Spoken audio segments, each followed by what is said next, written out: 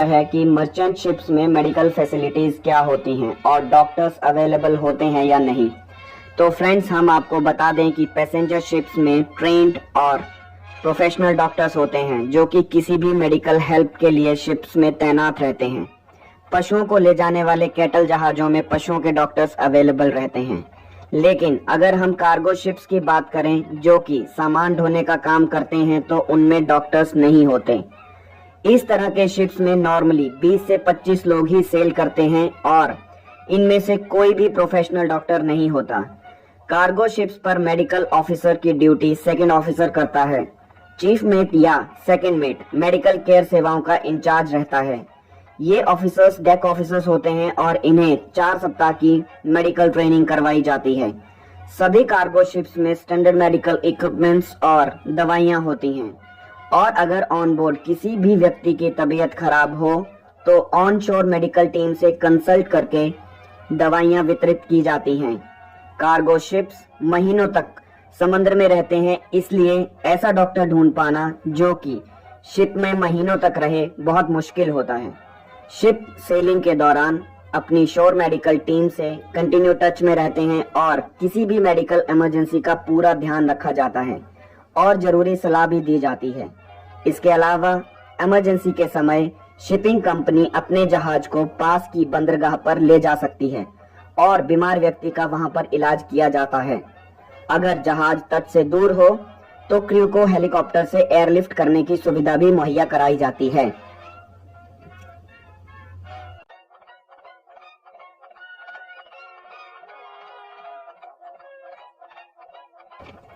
इस प्रकार की सुविधाओं से शिपिंग कंपनीज अपने क्रू की सेहत और उनके सर्वाइवल को सुनिश्चित करने के लिए प्रतिबद्ध रहती हैं।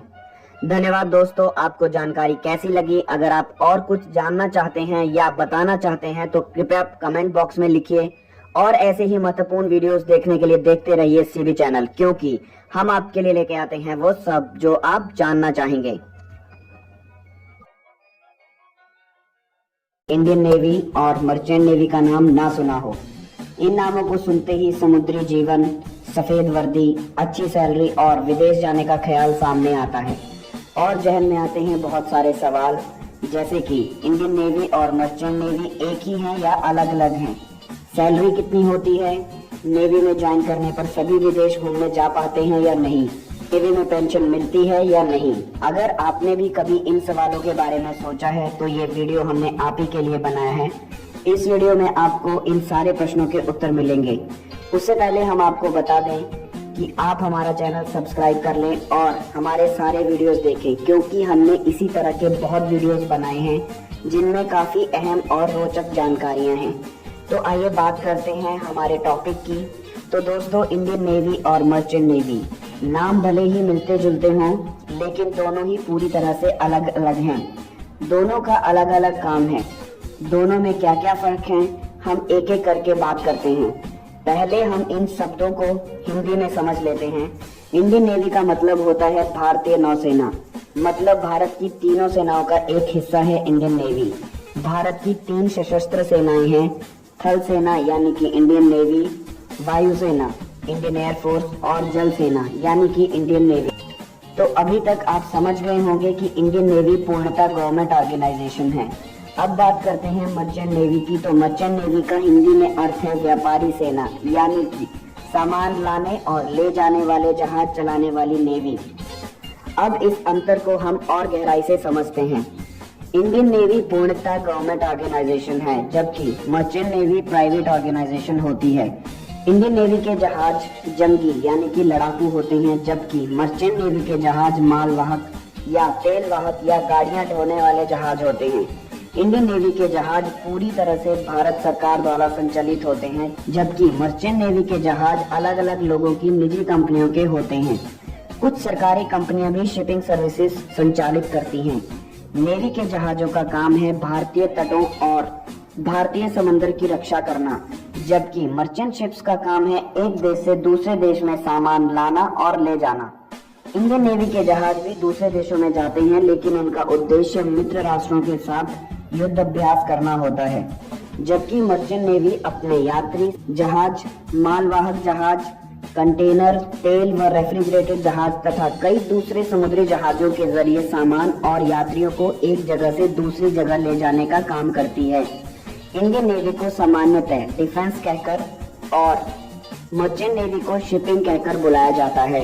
इंडियन नेवी में नौकरी करने पर पेंशन, मेडिकल सुविधाएं और कैंटीन सर्विसेज जैसी सेम सुविधाएं मिलती हैं जो कि आर्मी को मिलती हैं, जबकि मर्चेंट नेवी में पेंशन नहीं होती लेकिन मेडिकल और अन्य सुविधाएं मिलती हैं जो कि कंपनी द्वारा निर्धारित की जाती हैं।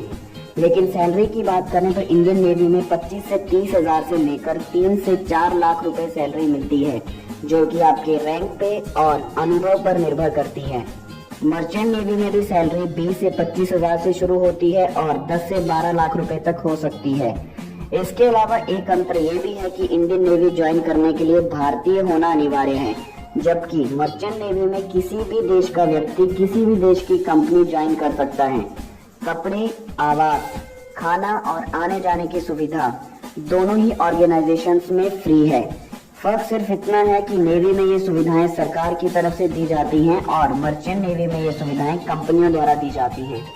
इंडियन नेवी ज्वाइन करने पर आप अपने परिवार को अपने साथ रख सकते हैं पर जहाज पर अपने साथ नहीं ले जा सकते, जबकि मर्चेंट शिप्स पर कुछ टॉप रैंक्स को अपनी फैमिलीज अपने साथ ले जाने की सुविधा कंपनी द्वारा मुहैया करवाई जाती है।